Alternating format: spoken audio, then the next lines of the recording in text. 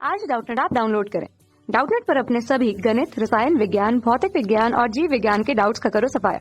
बस प्रश्न की फोटो खींचो, एक ही प्रश्न को क्रॉप करो और तुरंत वीडियो सोल्यूशन पाओ। अभी डाउनलोड करें।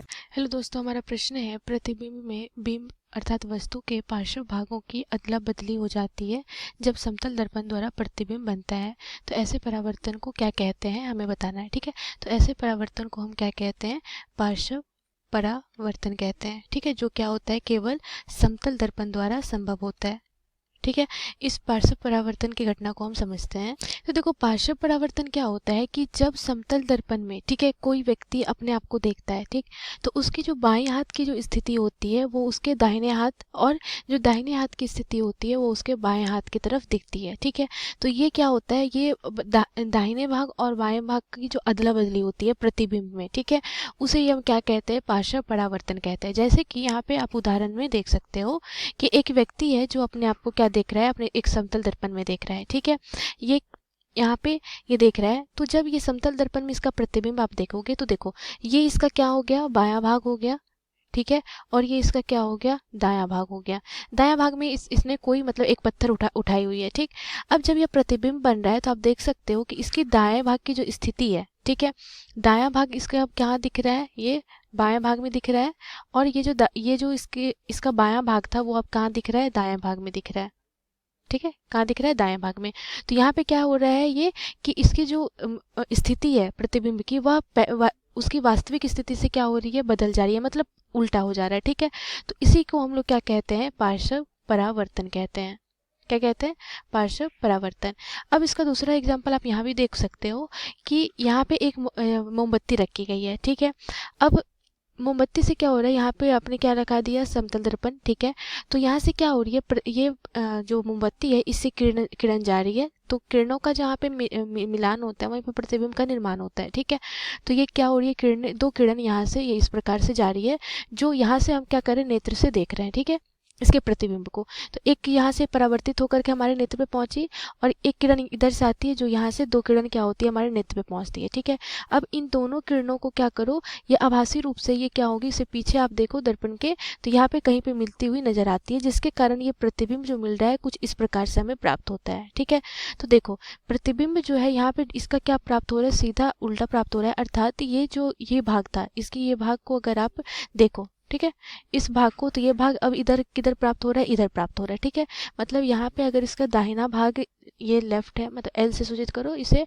आर से सूचित करो, राइट। ठीक, तो अब यहाँ पे ये क्या हो गया? लेफ्ट हो गया, और ये क्या हो गया? राइट हो गया। तो यहाँ पर आप देख रहे हो कि दाहिने भाग की स्थिति बाएं भाग में, और बाएं भाग की स्थिति दाहिने भाग में क्या आ रही है? प्रतिबिंब में हमें दिख रही है। ठीक है, तो यही जो प्रतिबिंब का क्या होता है, दाहिने भाग से बाएं भाग और बाएं भाग से दाहिने भाग में परिवर्तन जो होता है, इसी को हम लोग क्या कहते हैं? पार्श्व परावर्तन कहते हैं, जो केवल किस में होता है संभव? समतल दर्पण में। ठीक है, इसका और एक आप एग्जाम्पल देख सकते हो कि जब भी क्या जो वाहन लगी जो होती है, ठीक है, तो वाहन में जो साइड मिरर होता है, तो उसमें हम लोग क्या करते हैं? उत्तल दर्पण का उपयोग करते हैं। ठीक है, कोई वाहन है तो उसके जो साइड मिरर से लगे होते हैं, तो उसमें क्या होता है? उत्तल दर्पण लगा होता है, ताकि क्या होता है उससे कि पीछे की जो भी वाहन आ रहे हैं उसका पूरा प्रतिबिंब बना करके, क्योंकि उत्तल दर्पण छोटा प्रतिबिंब बनाता है, ठीक है, तो वो पूरे वाहन को देख सके कि कौन सी वाहन पीछे से आ रही है। ठीक, लेकिन यहाँ पे अगर आप देखो तो एक सामने में, ठीक है, एक सामने में भी क्या लगा होता है? मिरर लगा होता है, दर्पण लगा होता है, जो क्या होती है, जो चालक होते हैं उसके सीट के सामने। ठीक है, तो वो जो दर्पण होता है वो दर्पण कैसा होता है? समतल दर्पण होता है। ठीक है, अब अगर आपने गौर किया होगा तो जो एम्बुलेंस होती है, ठीक है, तो एम्बुलेंस में जो एम्बुलेंस लिखा होता है, तो एम्बुलेंस में जो ये एम्बुलेंस लिखा होता है वो क्या होता है? देखो, इस तरह से ये उल्टा लिखा होता है। इसका कारण क्या होता है कि अगर ये एम्बुलेंस क्या होती है? पीछे से आ रही होती है, तो इस समतल दर्पण के द्वारा जब चालक इस एम्बुलेंस को देखता है, ठीक है, तो चूंकि यहाँ पे क्या हो रहा है, समतल दर्पण क्या कर दे रहा है? उसका पार्श्व परावर्तन कर दे रहा है, तो जब इसका पार्श्व परावर्तन होगा तो ये इसे सीधा एम्बुलेंस इस तरह से दिखाई देगा। ठीक है, तो इसीलिए पहले ही क्या किया जाता है, इस अक्षर को उल्टा लिखा जाता है, ताकि जब इसका समतल दर्पण से क्या बने?